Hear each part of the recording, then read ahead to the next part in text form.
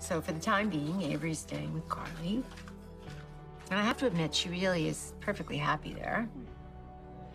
And so next on my list is to find a place to live. I can't stay here. I can't camp out at this hotel forever. Well, I have an idea. Why don't you camp out with me?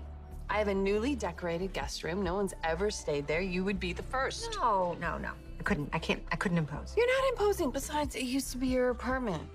You paid fair market price for it? Yeah, thanks for the not discount. Listen, doesn't mean that I can't offer a really good friend a room. And you'd be doing me a favor. I'm hardly ever there, and my future plans are completely up in the air. And does this have anything to do with your new friend? Mike and I, we do have a connection. At least it feels that way. There's none of the dysfunction of my past relationships. So no lying, no deception, like with Valentine.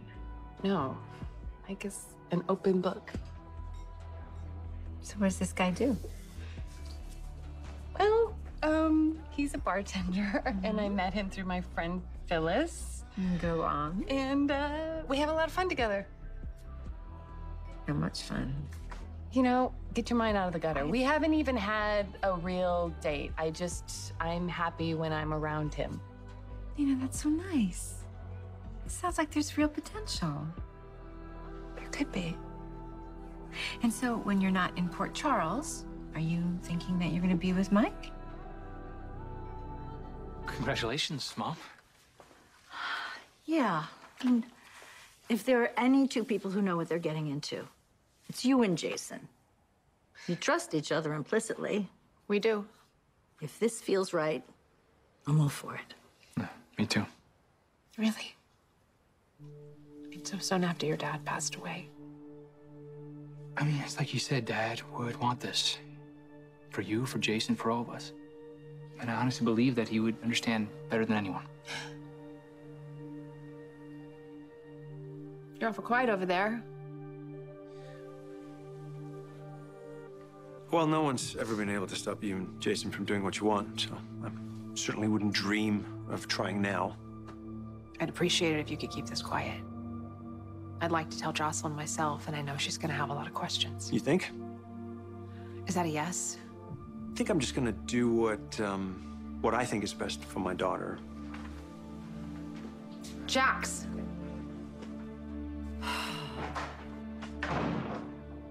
Well, guess not everyone is thrilled with this development.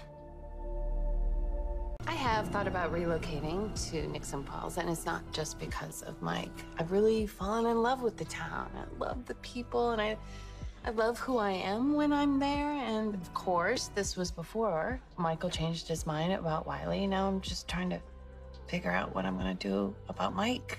Well, that's not a big deal.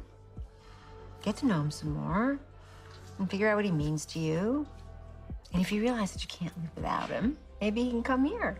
No, Yeah. that can't happen. He's a bartender. He can work anywhere.